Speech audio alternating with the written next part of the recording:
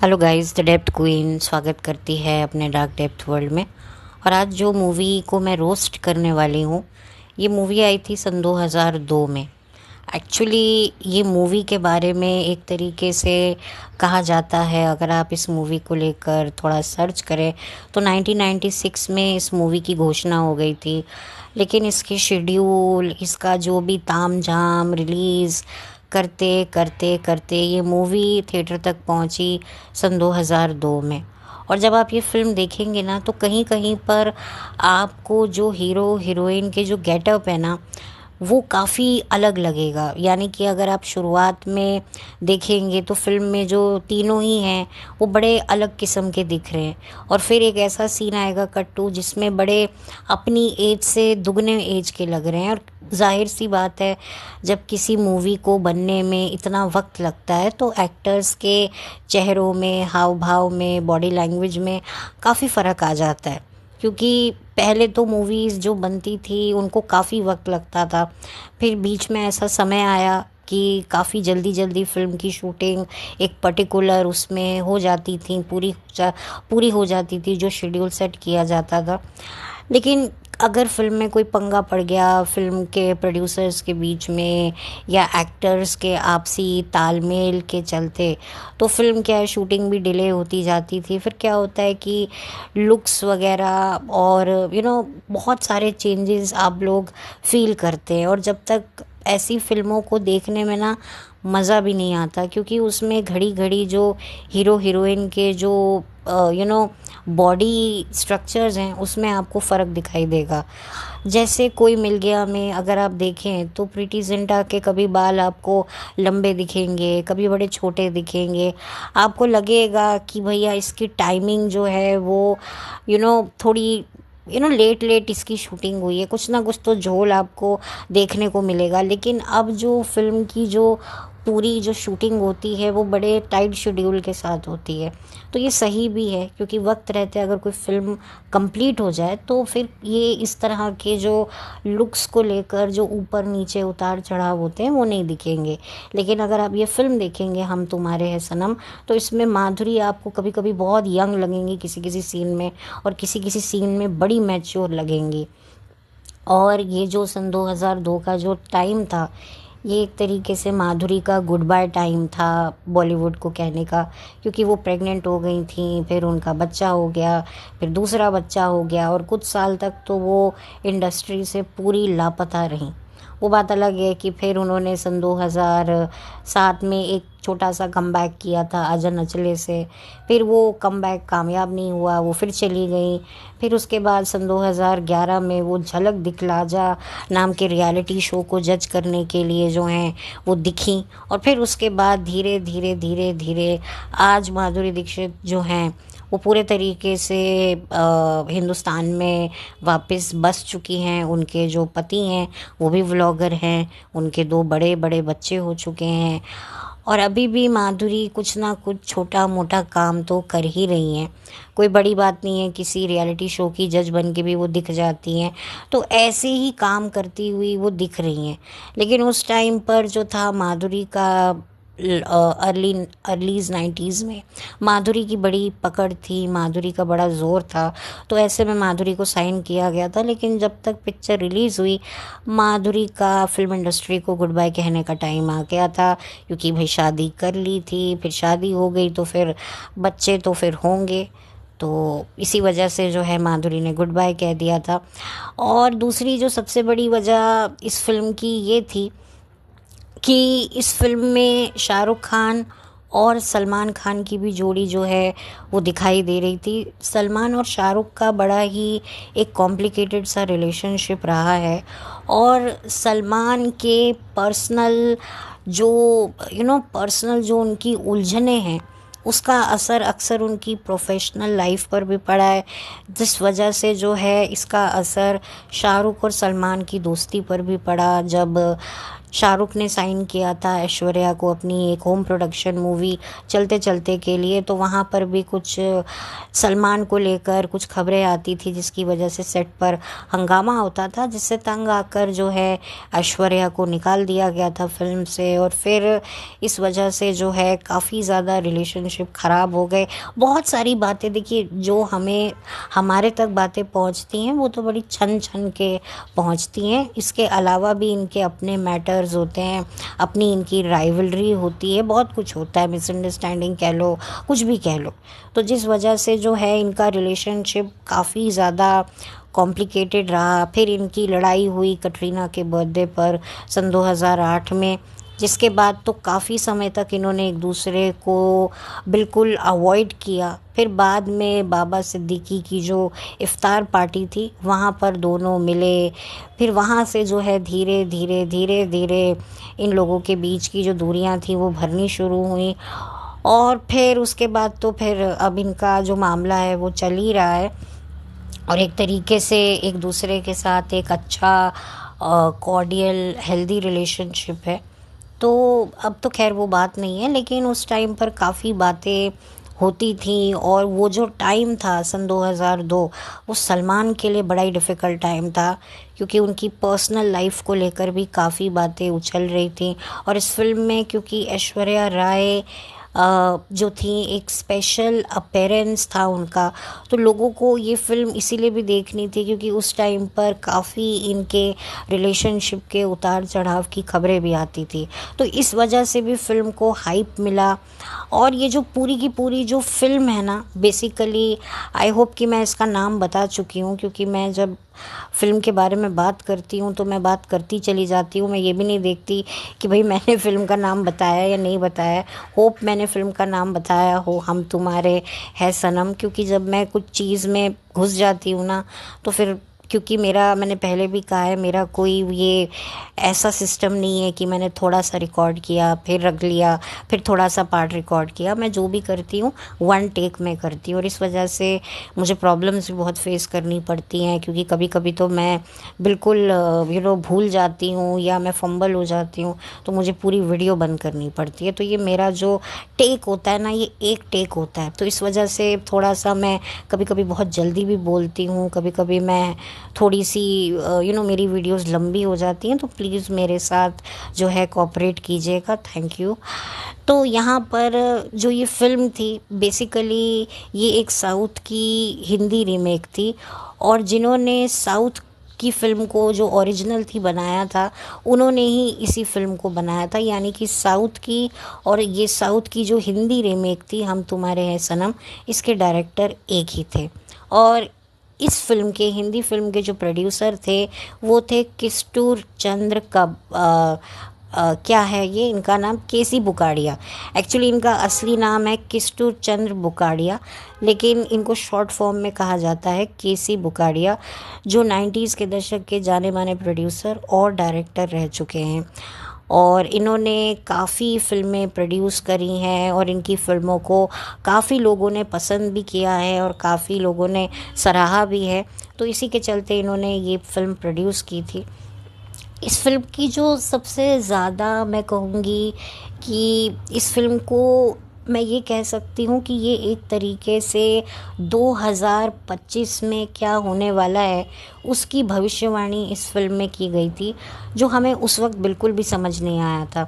उस वक्त हमें लगा कि भाई फ़िल्म में तो बड़ा अच्छा मैसेज है कि भाई एक हस्बैंड को इतना शक्की नहीं होना चाहिए, क्योंकि कहानी कुछ यूँ होती है कि माधुरी दीक्षित और सलमान खान बचपन से ही दोस्त होते हैं, लेकिन फिर जो होता है दोनों बड़े होते हैं, और जो है माधुरी की शादी हो जाती है शाहरुख से, जिसको वो शाहरुख को पसंद करती है, उसकी मर्ज़ी से ही होती है। शाहरुख की भी जो पसंद से ही माधुरी से होती है, और उधर भी जो सलमान खान होता है उसको भी कोई प्रॉब्लम नहीं होती है। ऐसा नहीं है कि दोनों में बचपन से बड़ा प्यार था, हाँ दोनों बेस्ट फ्रेंड्स थे, बचपन में एक दूसरे को सपोर्ट करते थे, लेकिन उन दोनों के बीच में प्यार नहीं था। और इसी वजह से जो है माधुरी की शादी शाहरुख से होती है। अब मुझे ये बात समझ में नहीं आती कि दो बेस्ट फ्रेंड बचपन से साथ में हैं, तो वो बड़े होकर क्यों नहीं शादी करते, क्यों अलग अलग जो हैं वो बगले झांकते हैं। भाई तुम बेस्ट फ्रेंड हो, तुम एक अच्छे दोस्त हो, एक दूसरे को समझते हो, और शादी में हस्बैंड वाइफ का एक दूसरे के साथ फ्रेंडली होना बहुत ज़रूरी है। लेकिन यहाँ पर अक्सर लोग कहते हैं कि नहीं नहीं यार, ये फ्रेंड व्रेंड वाली बात नहीं होनी चाहिए, नहीं तो वो रिस्पेक्ट नहीं आएगा, नहीं तो वो वाली फीलिंग नहीं आएगी एक मैरिज की। मतलब कहीं ना कहीं हम अपने पार्टनर को टेकन फॉर ग्रांटेड ले लेंगे। कई लड़कियां होती हैं कि भाई मैं जिस लड़के से शादी करूं, मैं उसकी रिस्पेक्ट मुझे करनी चाहिए, और अगर मैं ऐसे ही किसी लुल्ले पुल्ले से या किसी दोस्ती वाले लड़के से शादी करूंगी तो फिर मैं उसकी वो रिस्पेक्ट नहीं करूंगी। देखिए ये बात सही भी है, लेकिन क्या होता है ना, ये बातें शुरू शुरू में तो अच्छी लगती हैं, लेकिन जब कोई प्रॉब्लम आता है तब हम उस प्रॉब्लम का सलूशन लेने के लिए जब हम अपने बेस्ट फ्रेंड के पास जाते हैं ना, तब कहीं ना कहीं किसी मोड़ पर हमें ये लगता है कि काश अगर ये हमारा लाइफ पार्टनर होता तो हमारी लाइफ कितनी सेट हो जाती।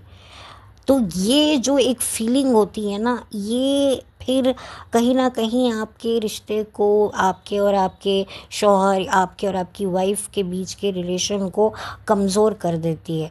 जब आप अपने बेस्ट फ्रेंड से अपने हस्बैंड या वाइफ को कंपेयर करने लगते हो तो वहीं से जो है प्रॉब्लम स्टार्ट हो जाता है। तभी जो बड़े बुज़ुर्ग होते हैं वो हमेशा यही कहते हैं कि शादी के बाद लड़की को किसी दूसरे लड़के से दोस्ती नहीं रखनी चाहिए, और लड़के को भी अपनी पत्नी के अलावा किसी और पर स्त्री से कोई मतलब नहीं होना चाहिए। अगर आप काम करते हो, बाहर कोई महिला आपको मिलती भी है तो कट शॉर्ट व्यवहार होना चाहिए, कोई लेना देना नहीं होना चाहिए।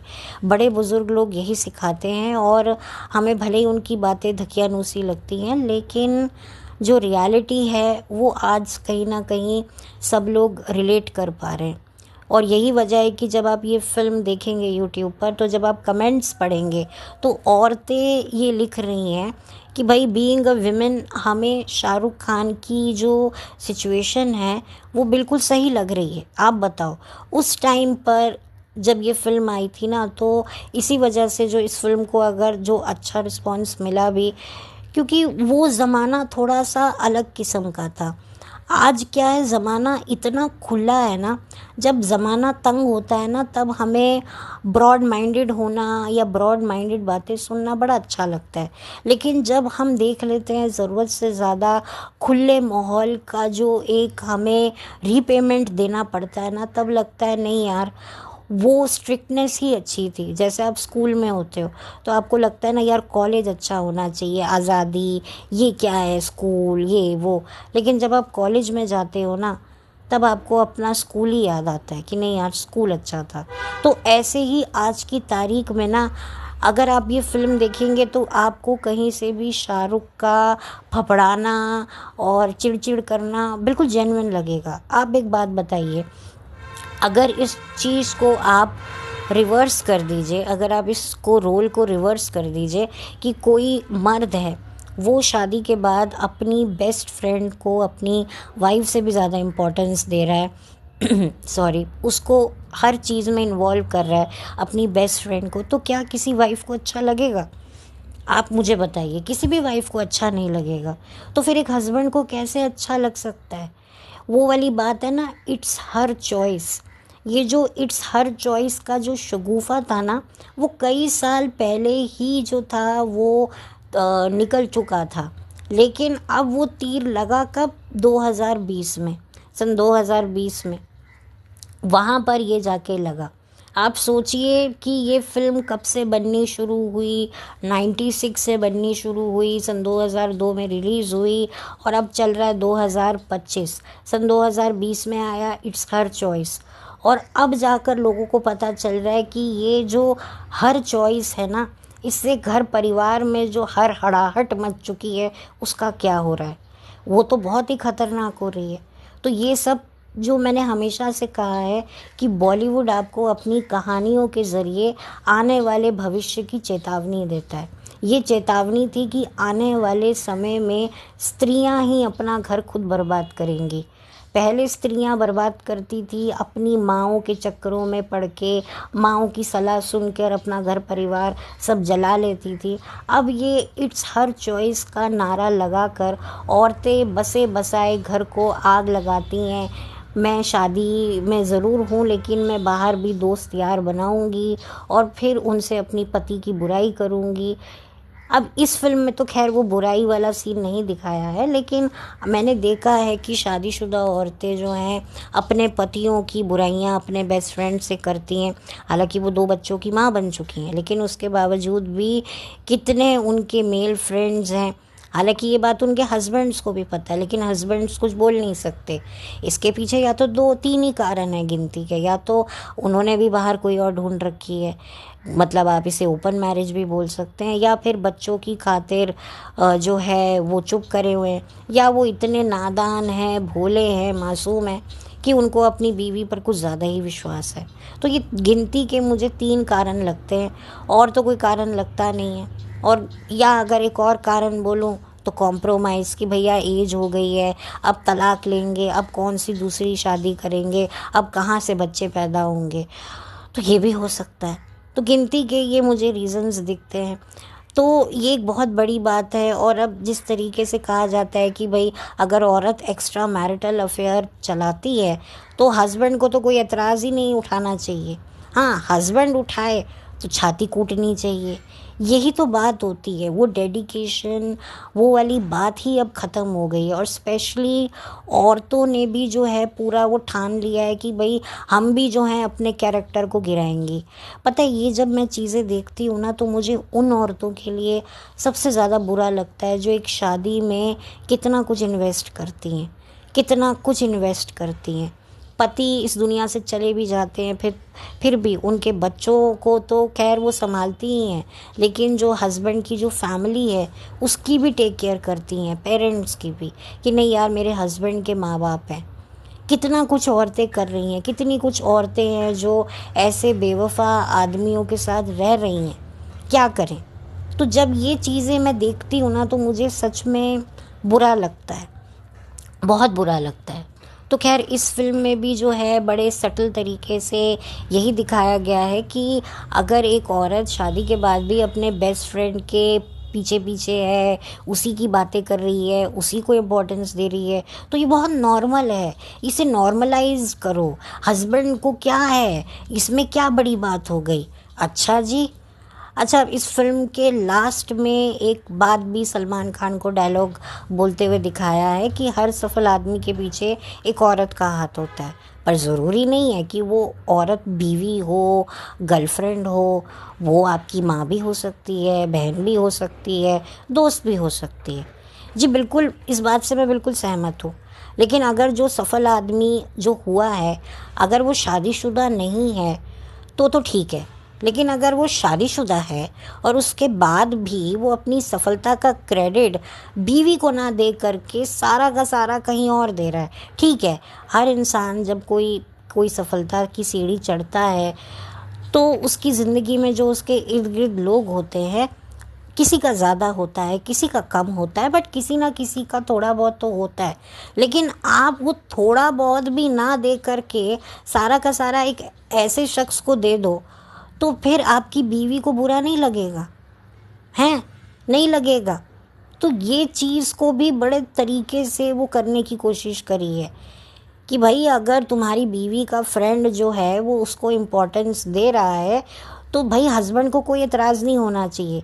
यहाँ तक कि जो बंदा अपनी जो सफलता का क्रेडिट है वो अपनी फीमेल फ्रेंड को दे रहा है, तो वो बंदा जो मैरिड है, जिसको सक्सेस मिली है, तो उसकी बंदी को भी कोई प्रॉब्लम नहीं होनी चाहिए कि हाँ भाई मेरा बंदा जो है वो अपनी बेस्ट फ्रेंड फीमेल फ्रेंड को क्रेडिट दे रहा है।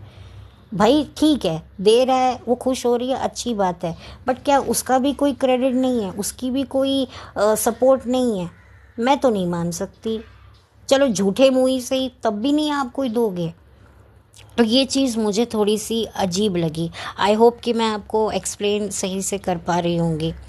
अच्छा, इस फ़िल्म में ऐश्वर्या का भी एक रोल आता है जब वो आकर शाहरुख को 10 बातें सुनाती है कि देखो, मैं दृष्टिहीन हूँ, मैं विजुअली चैलेंज्ड हूँ, फिर भी मुझे कोई एतराज़ नहीं है कि मेरा बंदा मेरे सामने अपनी बेस्ट फ्रेंड माधुरी दीक्षित की तारीफ़ें करता है। देखो मैं कितनी ब्रॉड माइंडेड हूँ। भाई मैं इससे एक सवाल पूछना चाहती हूँ बहन, तुम एक दृष्टिहीन महिला हो, तुम ये भी नहीं जानती कि तुम कितनी खूबसूरत हो या नहीं हो, क्योंकि तुम आईने में खुद को नहीं देख सकती हो, ठीक है। जिस इंसान में कमी पेशी होती है, उसकी लाइफ में अगर उसको कोई इम्पोर्टेंस देने वाला शख्स आ जाता है ना, तो क्या होता है ना, जिस इंसान में प्रॉब्लम होती है वो सोचता है कि यार इसने मुझे इतनी इम्पोर्टेंस दी है, इसने मुझे इस लायक समझा है, तो मैं भी जो है इसको ओब्लाइज करूं, इसके साथ वैसा व्यवहार करूं जैसा ये चाहती है या चाहता है। ये बात आप नोट कीजिएगा। कोई भी इंसान जिसमें कोई कोई देखने में अच्छा नहीं होता, या कोई मोटा है, या ज़रूरत से ज़्यादा पतला है, या उसको कोई स्पेशल नीड्स में, जब उसकी शादी किसी एक नॉर्मल बंदे या बंदी के साथ होती है ना, तो वो उस इंसान को अपनी ज़िंदगी में टिकाने के लिए उसको पूरे तरीके से वो आज़ादी देता है। तो इट्स वेरी नेचुरल। अगर तुम्हारे को दिखाई देता होता ऐश्वर्या जी, अगर मैं बात करूं फ़िल्म के माध्यम से, मैं बात करूं, अगर ये ऐश्वर्या ब्लाइंड नहीं होती फ़िल्म में, तो मैं देखती कि भाई फिर ये कहती कि भाई मैं इतनी सुंदर हूँ, मैं तेरे जैसे लड़का जो सारा टाइम अपनी बेस्ट फ्रेंड के, बचपन की सहेली के गुणगान गाता है, दफ़ा हो, मेरे पीछे तो चाहने वाले बहुत हैं, मैं इतनी सुंदर, मैं इतनी हूर, मेरे पीछे तो पता नहीं कितने मर्दों की लाइन पड़ी है, हट यहाँ से। लेकिन वो बेचारी खुद अपने आप को आईने में नहीं देख सकती। तो ठीक है भाई, उसको कोई लड़का इम्पोर्टेंस दे रहा है, उसको सपोर्ट कर रहा है, तो ठीक है, वो भी कहती चल यार तेरी बेस्ट फ्रेंड है तो मैं भी उसको एक्सेप्ट कर लूँगी। तो ये बात होती है। तो ये जो दिखाने की, बताने की, जो जताने की, ये लोग जो जिनके ये एजेंडे होते हैं ना, ये पता है हमें कब समझ में आते हैं, जब हमारा सब कुछ लूट चुका होता है। आज 2025 में जब कितने घर टूट रहे हैं, अब जाकर हमें समझ में आ रहा है कि भाई हम कितने बड़े चू चा चे बने। लेकिन जब ये फ़िल्म देखी तो अरे ये फ़िल्म कितनी ब्रॉड माइंडेड है, अरे देखो कितना अच्छा मैसेज है, पति तो होते ही शक्की हैं, पति तो होते ही ये हैं।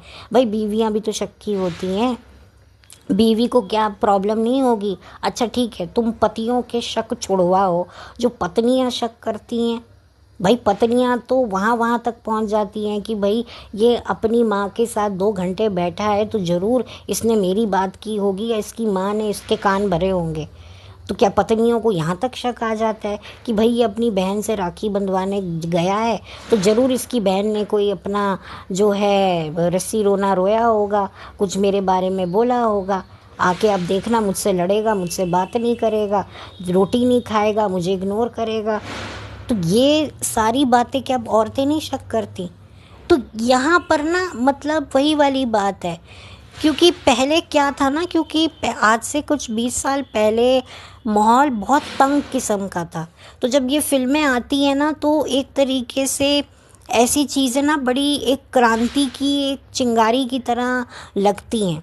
और आप देखिए कि वो चिंगारी कैसे सुलगता सुलगते, आप देखिए आज पूरी वही चिंगारी पूरे घर बर्बाद कर रही है। आजकल हर किसी का अफेयर है, चाहे लड़कों का तो है, बीवियों का भी है। आज मतलब ये है कि भाई लड़का लड़की जब शादी कर रहे होते हैं तो उनको पता है चलेगी तो ठीक है, नहीं तो डिवोर्स लेकर दूसरा रेडी है। लोगों की वो थिंकिंग आ गई है, जिस वजह से अब कोई सोचता ही नहीं है। और पिसते कौन है? बच्चे। बस एक सोशल सैंक्शन के लिए, सोशल मीडिया के लिए बच्चे पैदा कर लिए कि चलो अब शादी करिए, मेरे माँ बाप ने इतना पैसा लगाया है। लड़की ये सोचती है तो मैं ऐसे कैसे भाई शादी से निकल जाऊँ, बच्चा लेके निकलूँ, ठीक है। तो वही वाली बात होती है। ऐसे में बच्चे बेचारे रुलते रहते हैं। खैर वो बच्चों का किस्सा तो बिल्कुल अलग है।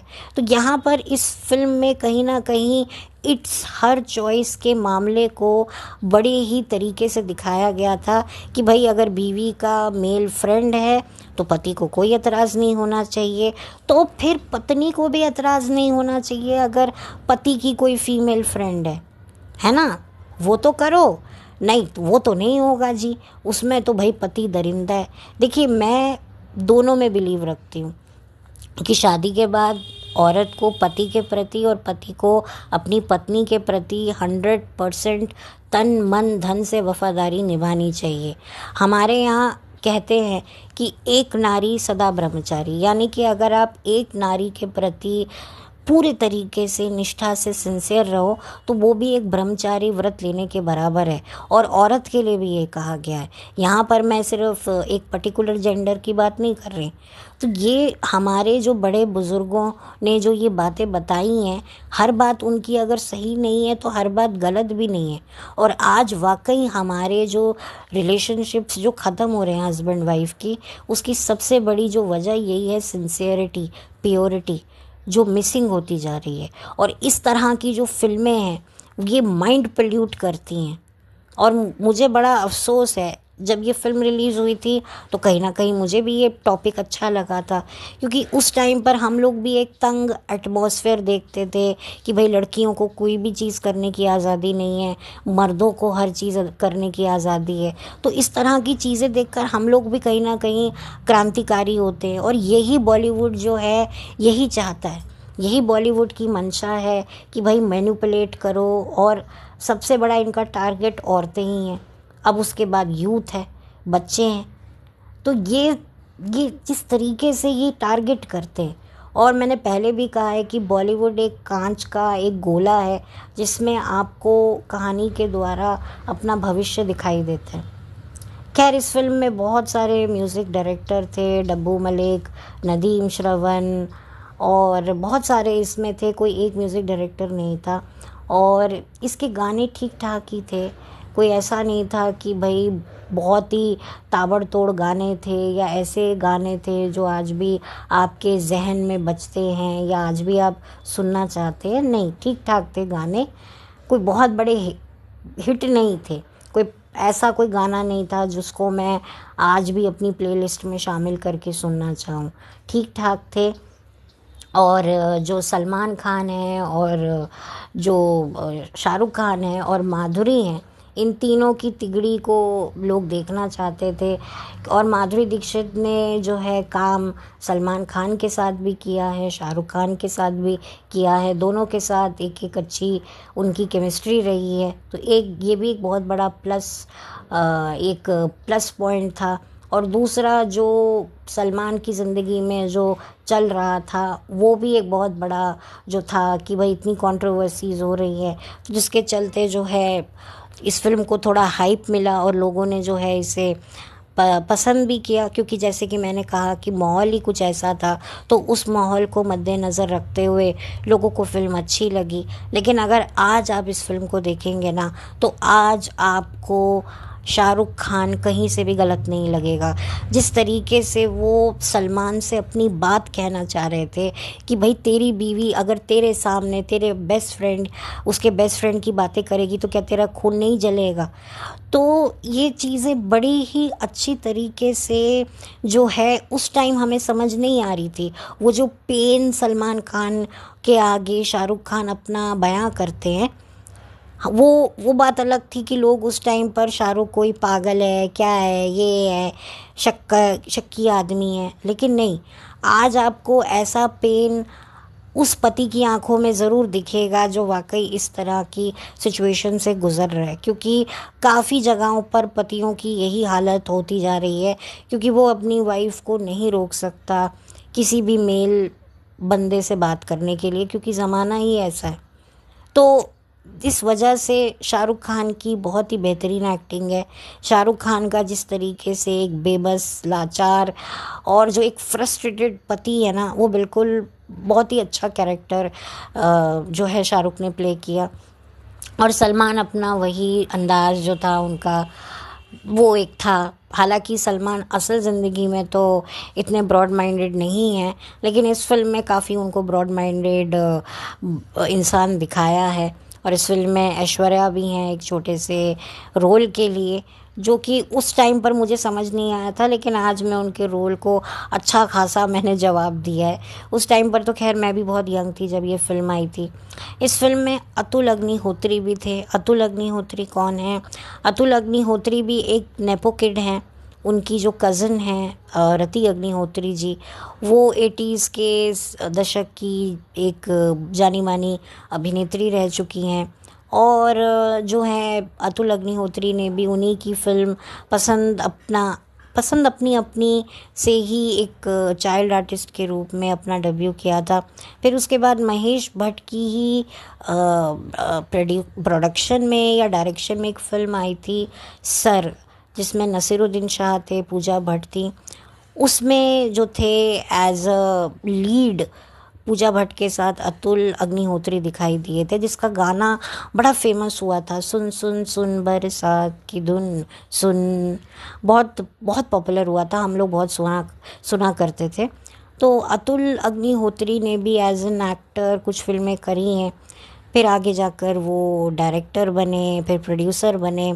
अब उनके बच्चे भी जो हैं बॉलीवुड में आ रहे हैं। एक बच्ची तो उनकी आ चुकी है, फर्रे मूवी जो आई थी उसमें जो बच्ची थी जिसको बेस्ट डेब्यूटेंट अवार्ड मिला था, वो अतुल अग्निहोत्री की ही थी।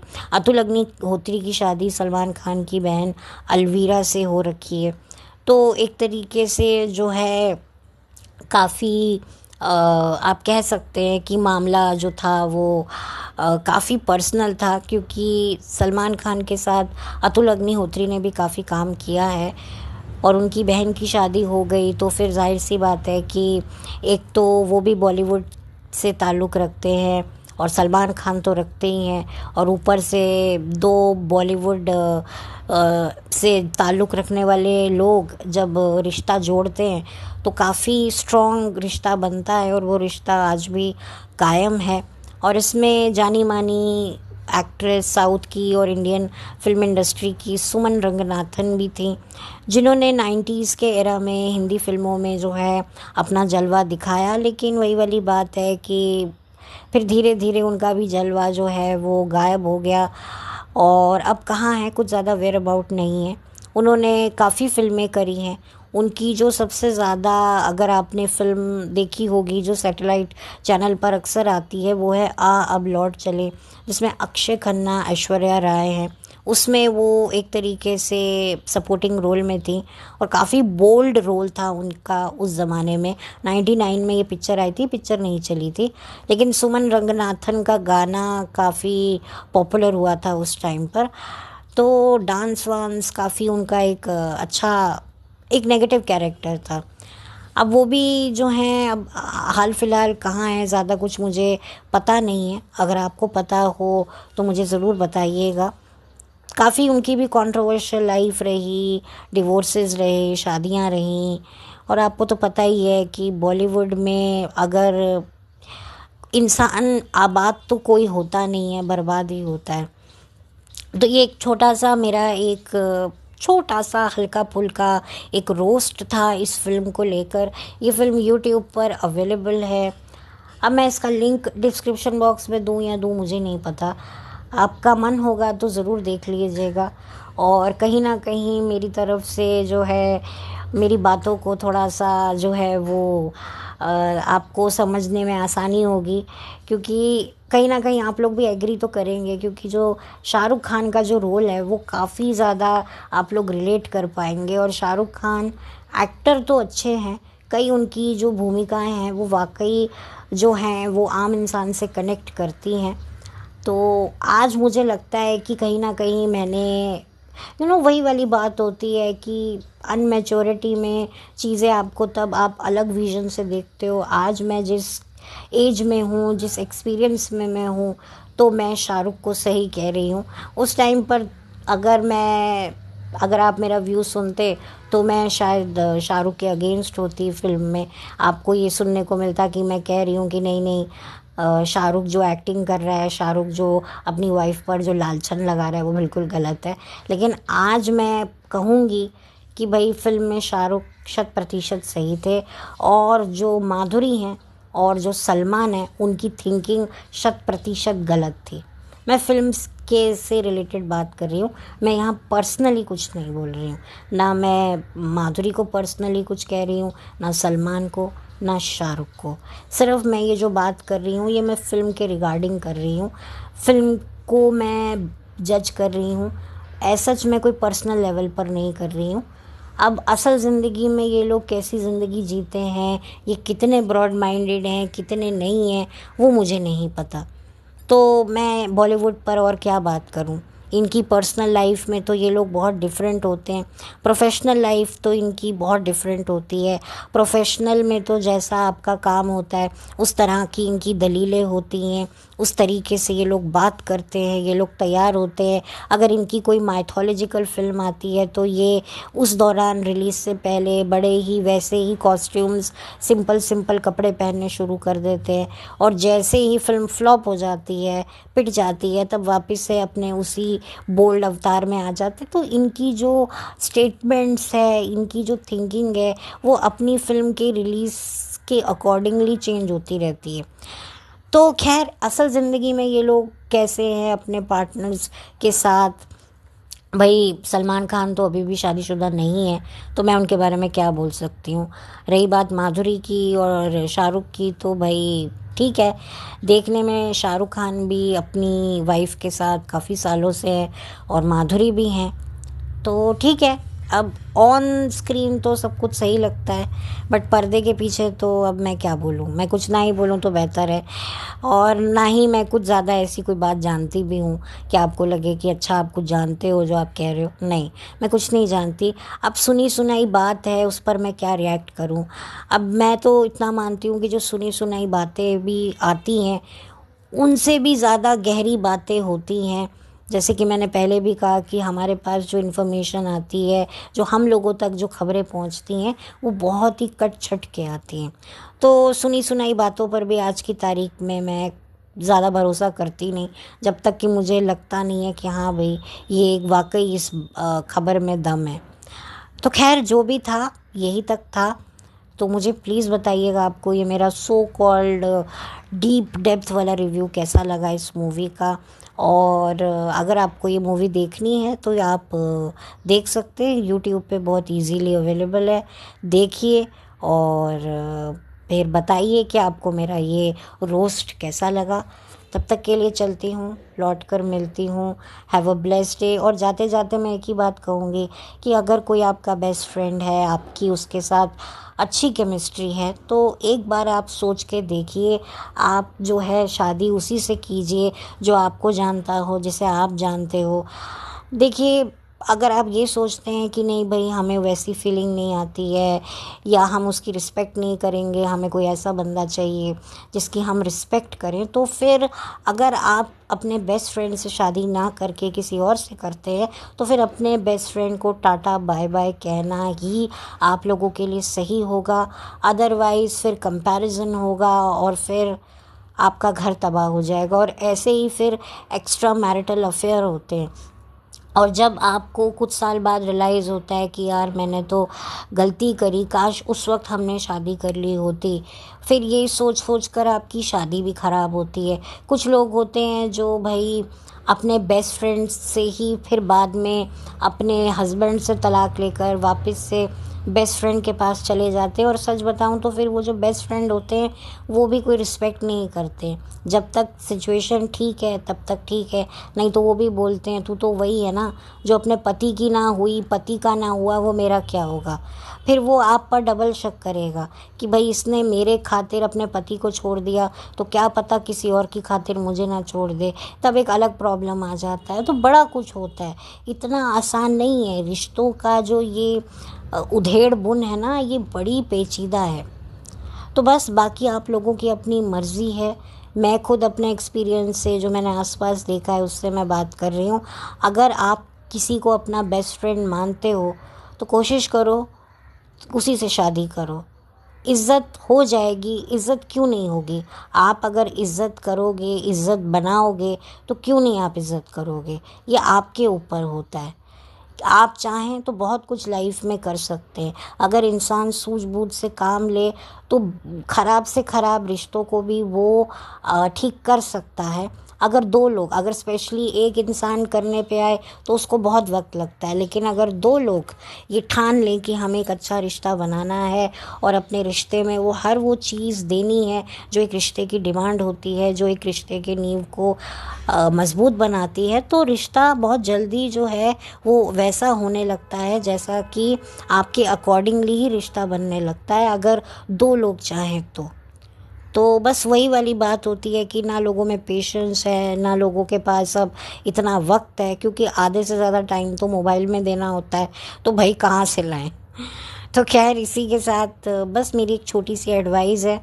और पता नहीं, मुझे ज़्यादा बोलना आता नहीं है, लेकिन फिर भी मुझे लगा कि मुझे ये कहना चाहिए। बाकी आप लोगों की मर्ज़ी है, आप लोगों की ज़िंदगी है। तो जल्दी मिलूँगी आपसे एक नए वीडियो के साथ, तब तक के लिए thank you so much, have a blessed day.